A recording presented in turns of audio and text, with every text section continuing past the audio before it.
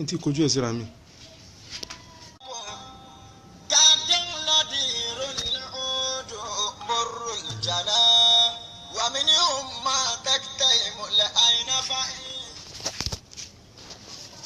أعوذ بالله من الشيطان الرجيم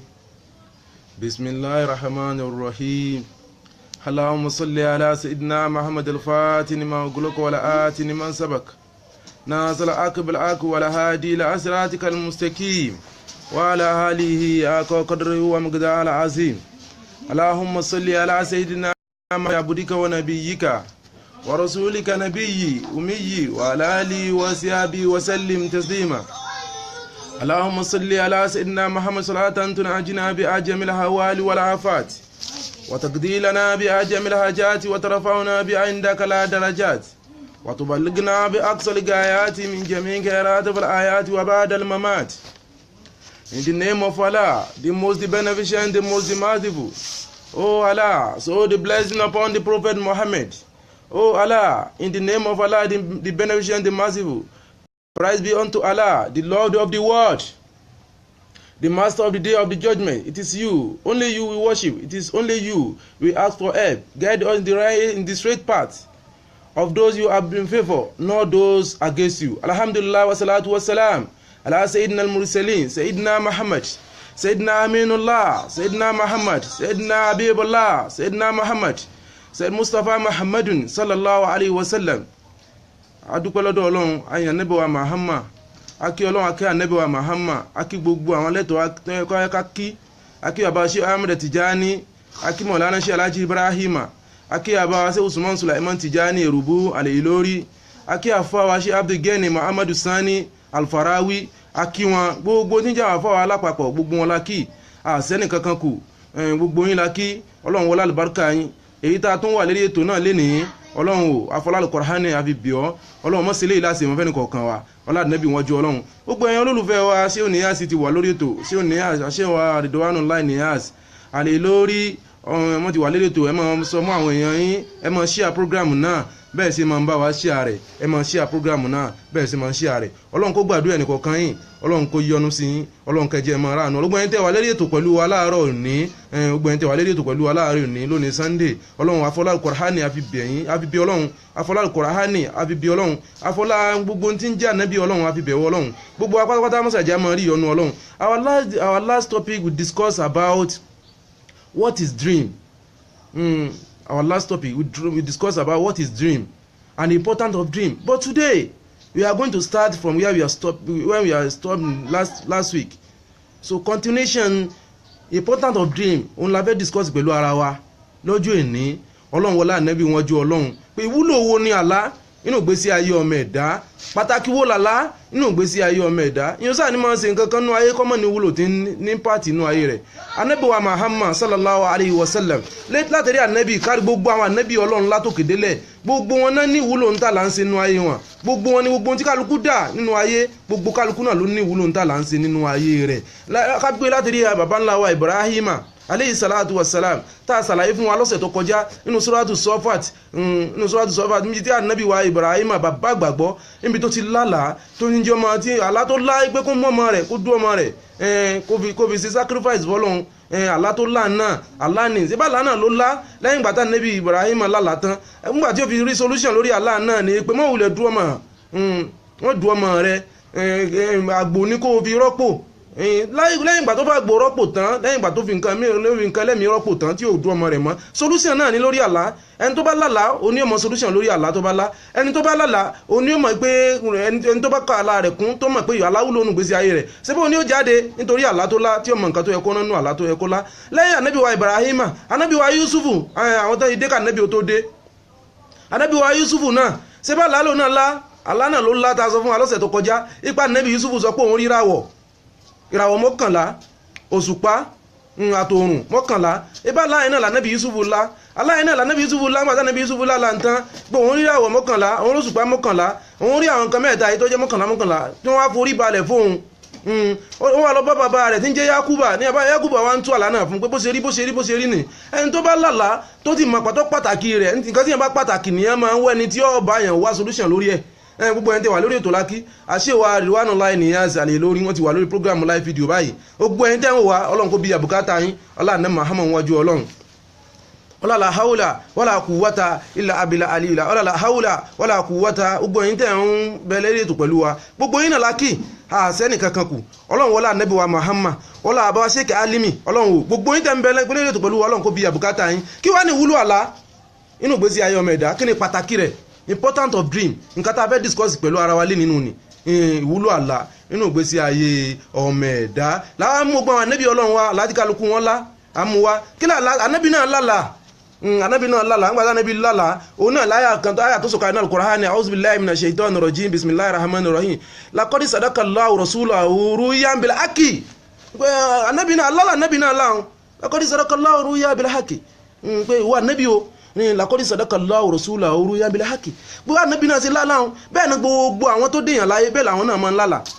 bá Ànábì ṣe lálàá ni bẹ́ẹ̀ náà ni gbogbo àwọn tó ní láyé bẹ́ẹ̀ làwọn náà ṣe máa ń lálàá bá Ànábì tó déyàn láì bá Ànábì ṣe láàní bẹ́ẹ̀ náà ni gbogbo àwa tá a wà láyé sí náà làwọn náà gbọ́dọ̀ mọ́ wá lálàá aláwọ̀ pín sóríṣiríṣi ọ̀nà tó pọ̀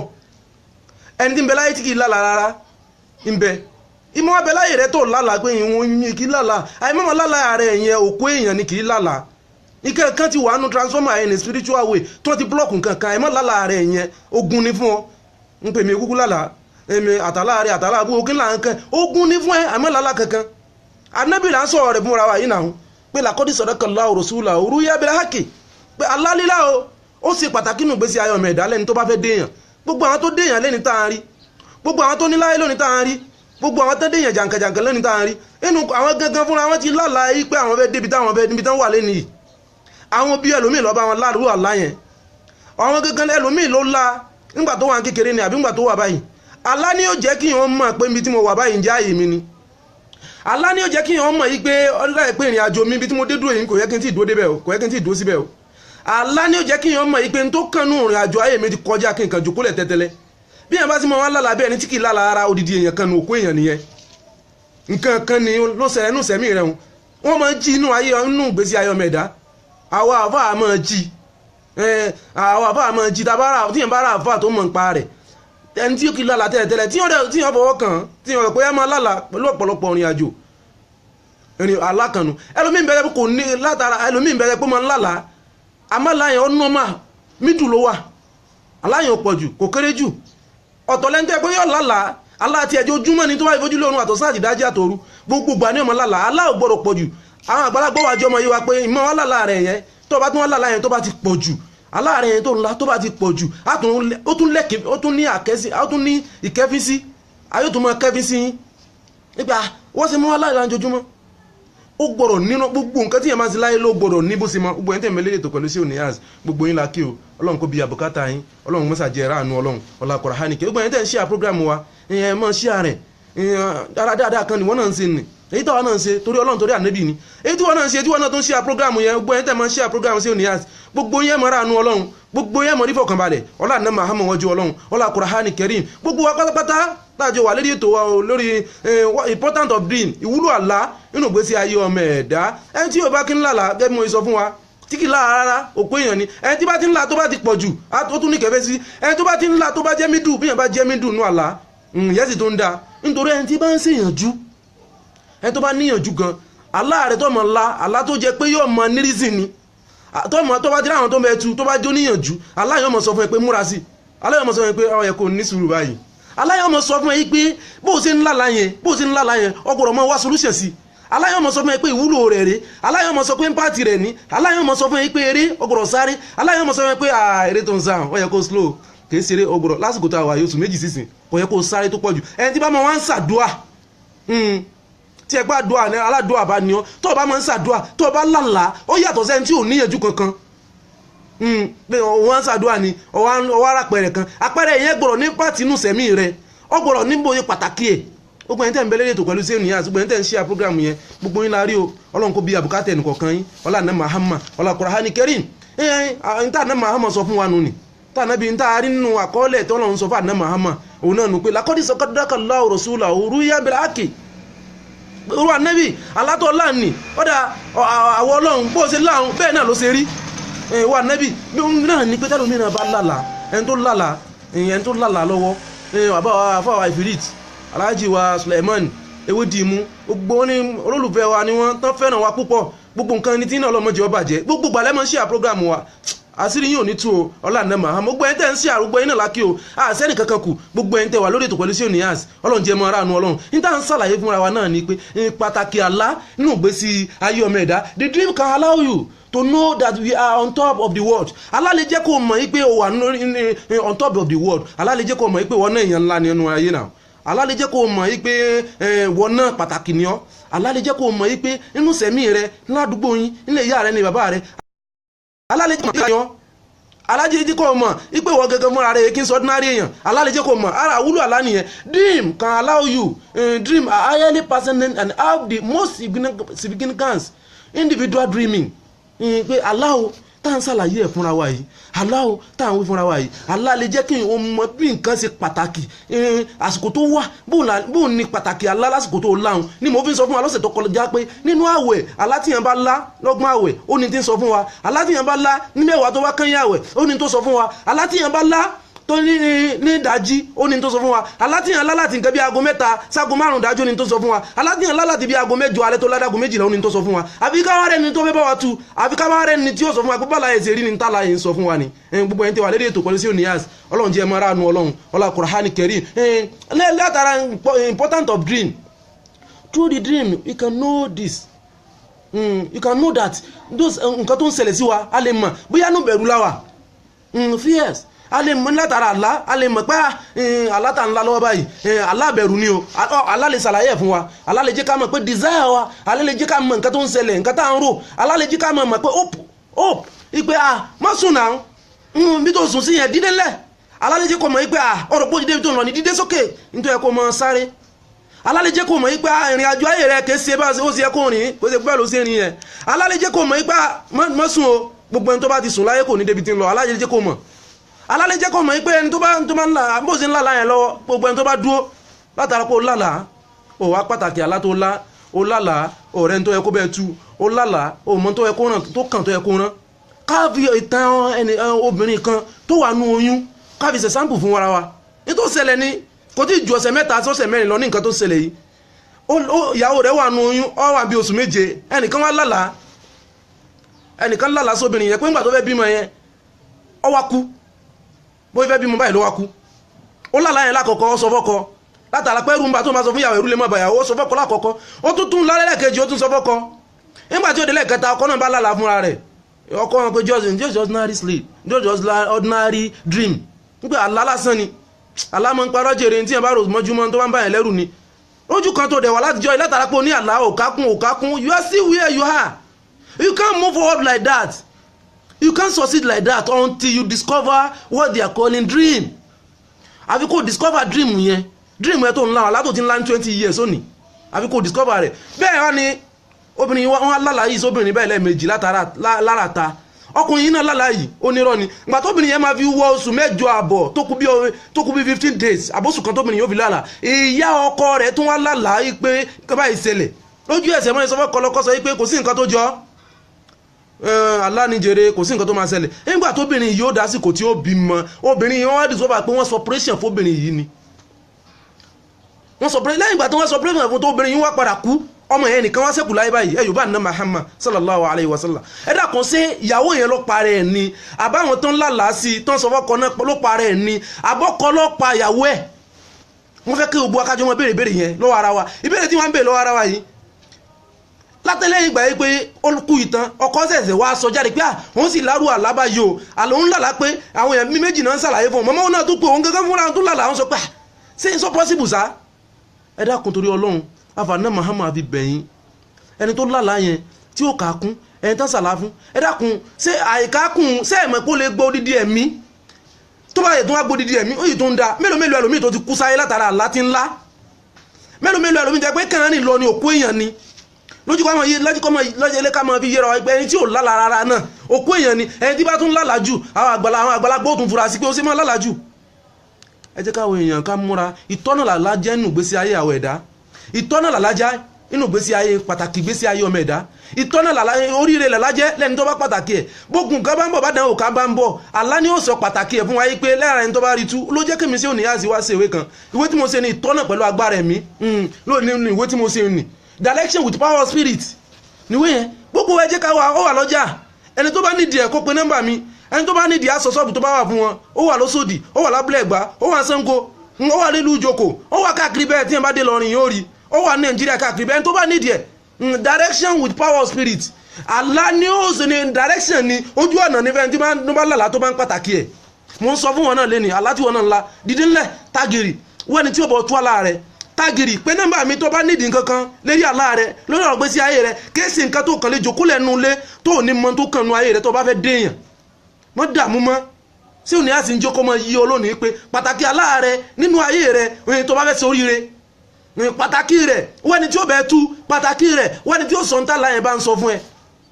ní sí òní àti wá fi wá sí wẹ́n direction with power of spirit ọ̀nà méjìlá àṣẹ́sí Yorùbá àṣẹ́sí English ẹni tó bá fẹ́ kọ Yorùbá wà nú ẹ̀ ẹni tó bá fẹ́ ka English wà nú ẹ̀ French ẹ̀ náà tó ń bọ̀ wọ́n tó yẹ pé French ló bá gbọ́ ayé tó ń ṣiṣẹ́ lórí French ẹ̀ náà wọ́n tó yẹ pé Hausa ló bá gbọ́ Hausa ẹ̀ náà tó ń bọ̀ o ìwé náà ló ń bẹ lórí àwòrán wa yìí ìwé náà ní ń bẹ lórí àwòrán wa yìí gbogbo ẹni tó bá nídìí ẹ̀ direction with power of spirit ìtọ́nà pẹ̀lú agbára ẹ̀mí ìwé náà ní lórí àwòrán wa yìí iwájú rẹ̀ láfihàn wà ní ẹ̀yìn rẹ̀ rẹ̀ ṣé òní yá sí ní lẹ́yìn yìí ṣé òní yá sí ní lẹ́yìn yìí gbogbo ẹni tó bá nídìí ìwé náà ẹ pé ṣé òní yá sí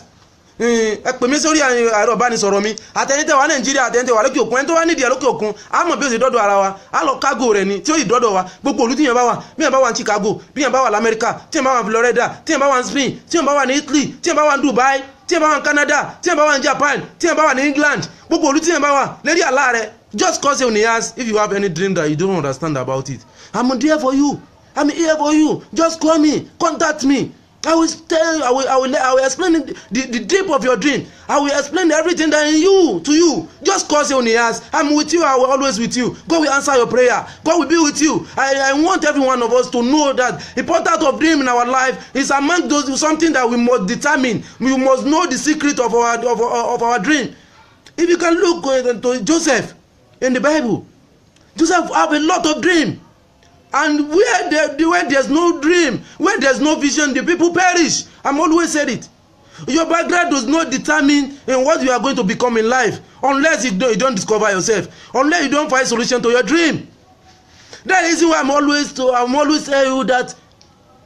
I'm always told you that you must find solution to your dream. You must find solution to your dream. You must find a way to your dream. You must know how to dream. It's not possible in life to say I don't know. In my life I'm not dreaming. It's not to somebody that you want to become somebody in life. You must know how to dream. You must find solution to your dream. There's a spiritual something in your body. That's the reason why you don't dream. If you can call me and contact me, I will tell you. I will explain everything to you. I will let you know what you are going to. I will let you know where you have been. I will let you know that this is what spiritual in your life. There's no way in life you can say you are not a spiritual. You must have a spiritual at least. Those that are successful in life, they are determined. Those that are successful in life, they are prepared. Though they are determined in life, they know where they are going. Though they are successful in life, they are determined I want to become this. I want to become on top of the world. If you want to become on top of the world, you must attribute certain idea to the dream. If you want to become somebody in life, you must know that your dream is telling you about the present. You must know that your dream is telling you about the past. You must know that this is where the dream is explained to you. That is why I told you to go. I'm told you last week that go and find my book. You must know where you are going if you want to succeed. If you want to be among them in the world, there is no enemy that is disturbing you. You are the one disturbing yourself. There's no spiritual something that is disturbing you. Your family, you are the one. Because you don't know where you are going. Because you don't prepare. Because you don't determine. You must determine. You must find solution to your problem. You must define a way forward in your life. And so I explain to you now. So the topic you are discussing today is the importance of the dream in your life. You must find solution to your dream. You must find a way forward in your life. You must become somebody in life. If you want to succeed in life, you must know the importance of your dream. You must know solution to your dream. There's a difference between importance of dream and the solution to your dream. Everything is inside of this book. Gbogbo ẹ wà nínú ìwé yìí. Gbogbo owó tó bá fẹ́ déyàn. Gbogbo ẹ wà nínú ìwé tó wà lọ́wọ́ mi yìí. Lọ wá lọ́jà. Ó wà lọ́jà. Pé ṣé o ní ask lórí nọ́mbà àbánisọ̀rọ̀ wọn. Call my number about anything you want in life. Just call me about the dream. If you want to succeed in life, you want to be among those that succeed in life, you want to sit with winners. If you want to be a winners, you must sit with winners. So ẹ pè number ṣé o ní ask. Call my number. It is me. It's not a manager. It is me that will pick your call. Call my number. It is me that will answer to you. The program is going. It's every Sunday. Every Sunday around 8:30 a.m. to 9 a.m. It's a 30-minute program. A lot of people have been calling me that we need to know how you are going to let the program be at least 1 hour. You can join me in the morning of Sunday, every Sunday like this. You can join me that you want to become somebody in life. You are determined. If you want to succeed in life, call me Shehu Niyas and chat with me. Go and check Shehu Niyas, Shehu Ridwan Lai Niyas in my page. Go to Instagram. Go and Shehu Niyas in Instagram. I'm in YouTube. I'm in Google. Go and check me. Go and check my Facebook. My Facebook. Niyas Ridwan. Go and check me anywhere. Online. God will be with you. God will answer you. The program now. Program now could be 8 minutes now. We are about to finish. Determine. No importance of your dream. No importance of your dream. Though they are succeeding in life, they are not playing. Or you just see somebody in your life, they are playing, they are with Range Rover. You are saying it's a spiritual something. This man is determined about his life. Alalila kìí ṣe pé fọkùnrin nìkan àtobìnrin àtọkùnrin àtọmọdé àgbàlagbà ni. Àná Muhammad là ń sọ fúnra wa yìí náà. Ìpè ń tẹ́lọ̀ ń sọ fún àná Muhammad ni pé lakọ́dí sadakallahu ruya, lakọ́dí sadakallahu rasulahu ruya bil haqi. Kúrò tí wọn náà pàtàkì àlá rẹ, kúrò tí wọn náà mọ tó kànú ayé rẹ, kúrò tó ràn nǹkan tó yẹ kó ránú ayé rẹ tó wá sùn níbi tó wá yẹn. Tó bá múra tó pàtàkì àlá rẹ, àwọn ọmọ inú rẹ máa padà bẹ́ẹ̀ bẹ́ẹ̀ náà. Tó bá múra tó pàtàkì àlá rẹ, tó ń rò pò ti débi tó ń lọ, àwọn ọmọ inú rẹ. Tó bá pàtàkì àlá rẹ, ọmọ rẹ padà sọ fún ẹ pé dádì mi, what are you looking? Kí lẹ̀ ń wò tẹ́ fi di ọmọ 55 years? Tẹ́ fi dèèyàn láyé. Nígbà tó mójútó àlá tó yẹ kó lá. Àlá tó ń lò mójútó. Ó fà láàrin lọ ẹnìkankan tó mọ̀ ń pẹ̀. Pé Shehu Niyas. Ara nǹkan tá dì lélẹ́ nínú yẹn. Shehu Niyas lórí àlá rẹ̀ á sọ solution fún ẹ, á sọ nǹkan tó yẹ kó ṣe lórí ẹ̀, á explain rẹ̀ fún ẹ. Ọlọ́run kó wọlá Ànábì gbogbo ẹni tẹ́ ń bẹ lérè tó pẹ̀lú Shehu Niyas, Ọlọ́run kó yọ́nú sí yín, Ọlọ́run kó bí àbùkátà yín, ọlá Ànábì Muhammad, ọlá Qur'ani Karim, ọlá la hawla wala quwwata illa billahi aliyyil azim, ọlá la hawla wala quwwata illa billahi aliyyil azim, ọlá la hawla wala quwwata. Àlá ó lè ṣètọ́nà fún ọmọ ìgbésí ayé ọmọ ẹ̀dá, àlá lílá ó lè ṣètọ́nà pé níbi tó wà yẹn má jókòó síbẹ̀. Iṣẹ́ tó ń ṣe yẹn iṣẹ́ rẹ ni. Àlá lè sọ fún wọn pé ìlú tó wà kìí ṣe ìlú tó yẹ kó wà o. Ní mo fi ń sọ fún wa lọ́sẹ̀ tó kọjá pé lómi ọwà lóko yóò máa wá fẹ́ mọ́ lọ ayé ìgboro, yóò fẹ́ mọ́ wá sínú ìgboro ló fẹ́ mọ́ gbé. Àlá ò wá sọ fún wọn pé inú oko tó wà yẹn náà ni kò jòkó sí wá dẹ̀dẹ̀ yàn. Gbogbo àwọn tó ń bẹ inú ìgboro ọmọ wa bẹ. Owó tó wà nínú ìgboro tó fẹ́ padà sóko, àlá ló máa sọ fún ẹ̀ náà. It's just ordinary dream. That's the reason why you are where you are. You can't move forward like that every day. Allah is just a dream. You must determine your dream. You must find solution to your dream. You must know where you are going. Shehu Niyas, every day I'm always told you. Last week I told you, you must find solution to your dream. You must have somebody that is going to explain your dream to you.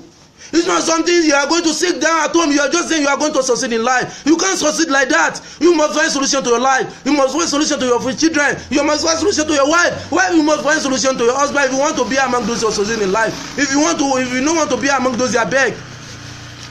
Don't be a beggar in life. You must determine. Ọlọ́run kó wọlá ní Muhammad. A ti sọ̀tàn fún wa lóríṣiríṣi. Program náà kú bí ìṣẹ́jú 5. Nọ́mbà Shehu Niyas la fẹ́ pè fúnra wa yìí. Ogun ẹ̀yin tẹ́ ń pè mí pẹ́ ní nọ́mbà mi. Ẹ pè mí sórí lẹ́yìn ètò is +234 ẹ pè mí sórí ètò +234 80 600 81 62 6 ẹ pè mí lẹ́ẹ̀kan sí. Gbogbo ẹ̀yin tẹ́ ń ṣe program wa gbogbo yín la rí, Ọlọ́run kó gbàdúrà yín o. Ọlọ́run jẹ́ ráàánú Ọlọ́run o. Ọlá Ànábì Muhammad, ọlá Qur'ani Karim. Mo gbàdúrà fún ẹ̀wọ́ tó ń fẹ́ mi lónìí. mo ń gbàdúrà fún ìwọ tó ń follow mi àti ní Instagram ni àti ní Facebook ni gbogbo ẹni tẹ́jọ́ olólùfẹ́ mi ẹ̀ tó ń mọ̀ sí mọ́ o gbogbo àlákàlà tí ń bẹnu ayé yín ẹ pé sí òní àtìlẹ́yìn ètò gbogbo àlákàlà tó ńlá tó ń fọwọ́ àgọ́ rẹ sẹ́yìn látẹ̀ni lọ èmi sí òní àsì mo wí níwì àṣẹ sínú ayé rẹ lónìí mo fẹnu anamahama wí mo fẹnu sí Tijani wí mo fẹnu sí Adamu wí mo fẹnu bàbá sí Kamali mo fi wí mo fẹnu bàbá mi sí Usmanu Erubu mo fẹnu wọn wí mo fẹnu bàbá mi Alfarawi Almarkasi mo fẹnu wọn wí inú ayé rẹ lónìí wàhálà burúkú ò ní sẹ́nu ayé rẹ wá pé sí òní àtìlẹ́yìn ètò Ọlọ́run kó sàbí abùkátà rẹ lẹ́ẹ̀kan sí ẹgbọ́n nọ́mbà náà lẹ́ẹ̀kan sí +234 80 600 81 62 6 +234 ẹlẹ́ẹ̀kẹta tí máa pè nìyẹn nítorí ìwọ tó ń kọ́ sí mi tí wọ́n sọ pé ò gbọ́ ẹ̀kan tó kù tí máa pè ní +234 600 81 62 6 Ọlọ́run wọlé ànábì fọ́mẹ́lẹ́dà rẹ máa wí tẹ̀lé mi gbogbo àlákàlà tí mò ń lá Ọlọ́run kó wọlé àná Muhammad gbogbo àlákàlà tí mò ń lá wọlá ṣé Tijani gbogbo àlákàlà tí mò ń lá wọlá ṣé Ibrahima gbogbo àlákàlà tí mò ń lá wọlá Al-Qur'ani Karim gbogbo àlákàlà tí mò ń lá máa wí mò ń ṣe wù yẹn máa wí mọ̀ dàníyàn Ọlọ́run wọlá Sheikh Adam wọlá bàbá Sheikh Kamaludin wọlá bàbá Al-Hagbaji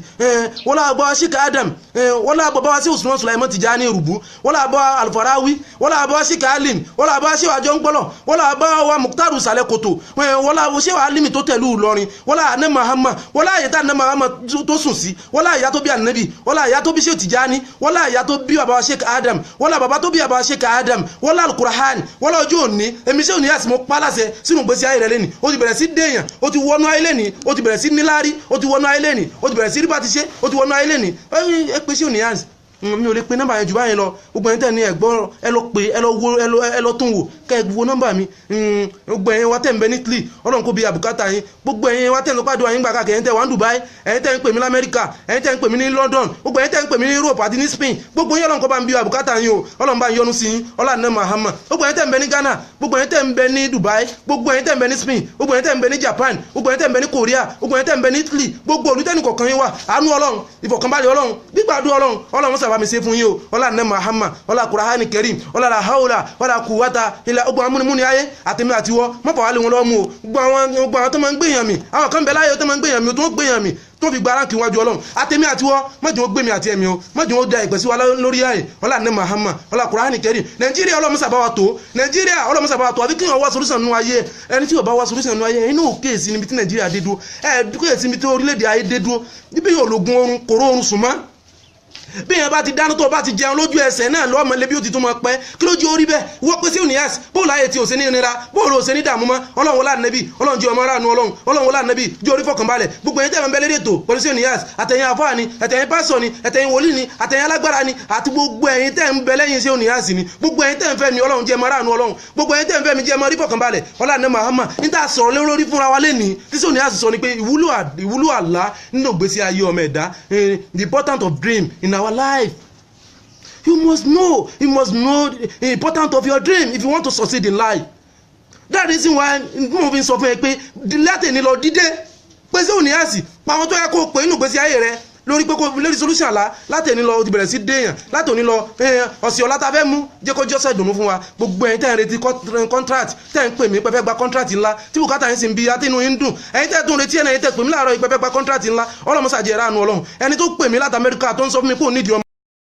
ọ̀nà Muhammad mo fi bíọ́ mo ń wí sínú ayé rẹ báyìí gbogbo wọn tó nídìí ọmọ tó ń wò mí sí òníyàsí jẹ́ ọmọ aráàánú Ọlọ́run Allahumma tẹ̀rù kùrùbánà wọ́n bẹ̀ ìdójú hànà wọ́n dà mọ́ abáhànà wọ́n kò fi lè mọ́ àti náà ṣẹmúlá dáhànà wọ́n fi sí alánà wọ́n mú alánà wọ́n bìlà àdánà wọ́n di àránà wọ́n fún sanam jẹ́múlá àfáàtì wọ́n lámúrọ̀ dọ̀lẹ̀ bàláyà wọ́n sẹ́ bìdá gidá mọ̀ sẹ́rin kẹ́míkẹ́sì wọ́n sẹ́ bìdá gidá nù kan jẹ́ ilé gbogbo wa náà lálẹ́ dásítò yìí gbogbo ẹ̀ńtẹ́ bá dásítò yìí tẹ́fẹ́ kẹ́tò yóò jù báyìí lọ àbí wọ́n tó bá nídìí nǹkan kan nù gbèsè ayé rẹ̀ ẹ pèsè òníyàsí lórí ètò subhana rabbika rabbil izzati amma yasifun wassalamu ala mursalin walhamdulillahi rabbil alamin allahumma salli ala muhammad wa sallim allahumma salli على سيدنا محمد الفاتح المغلوق ولا آتنا ما سبق ناصر أقبلك ولا هادي إلى صراطك المستقيم وعلى آله حق قدره ومقداره العظيم الحمد لله رب العالمين الرحمن الرحيم مالك يوم الدين إياك نعبد وإياك نستعين صراط المستقيم صراط الذين أنعمت عليهم غير المغضوب عليهم ولا الضالين آمين سبحان ربك رب العزة عما يصفون والسلام على المرسلين والحمد لله رب العالمين. In the name of Allah, the most beneficent, the most merciful. Assalamu alaikum wa rahmatullahi wa barakatuh.